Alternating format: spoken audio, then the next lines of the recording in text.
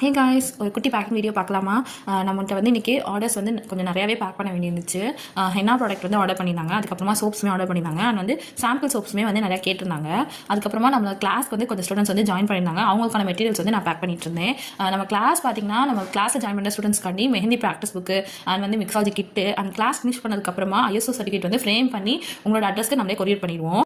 And class details பற்றி கேட்குறேன்னா என்னோட பேஜுக்கு டிஎம் பண்ணுங்கள். அண்ட் லாஸ்ட் பேட்ச் ஸ்டூடெண்ட்ஸ்க்கு கொஞ்சம் பேருக்கு சர்டிஃபிகேட்டுமே வந்து கொரியர் பண்ணாமல் இருந்துச்சு, அதுவுமே பேக் பண்ணிட்டு இருந்தேன். எங்கிட்ட இந்த பேக்கிங் பாக்ஸஸ் எல்லாமே காலி ஆயிடுச்சு. ஸோ வீட்டில் இருக்க பாக்ஸஸ் வச்சு கொரியர் பேக் பண்ணிட்டு இருந்தேன். அதுக்கப்புறமா என்னோட குட்டி பையனுமே வந்து நான் பேக் பண்ணுற எல்லாத்தையுமே வேடிக்கை பார்த்துட்டு அவங்க வந்து சமத்தா விளாண்டுட்டு இருந்தான். அண்ட் நம்மகிட்ட எல்லா ஹென்னா ப்ராடக்ட்ஸுமே அவைலபிளாக இருக்குது. அண்ட் வந்து ஹோம்மேட் சோப்ஸுமே அவைலபிளாக இருக்குது. ஸோ உங்களுக்கு வேணும்னா என்னோட பேஜுக்கு டிஎம் பண்ணி ஆர்டர் ப்ளேஸ் பண்ணிக்கோங்க. அண்ட் நீங்கள் வந்து யாராவது வீட்டிலேருந்து பிஸ்னஸ் பண்ணணும் அப்படின்னு நினச்சிங்கன்னா நம்மளோட சோப்ஸ் எல்லாமே ரீசெல்லிங்காக நம்ம கொடுத்துட்ருக்கோம். ஸோ யாருக்காச்சும் வேணும்னா என்னோட பேஜுக்கு டிஎம் பண்ணுங்கள். அண்ட் ஃபைனலாக எல்லா பாக்ஸஸுமே பேக் பண்ணியாச்சு. இதுக்கப்புறமா என்னோட ஹஸ்பண்ட் போய் கொரியர் போயிட்டு வந்துருவாங்க. தேங்க்யூ ஃப்ரெண்ட்ஸ், பாய்.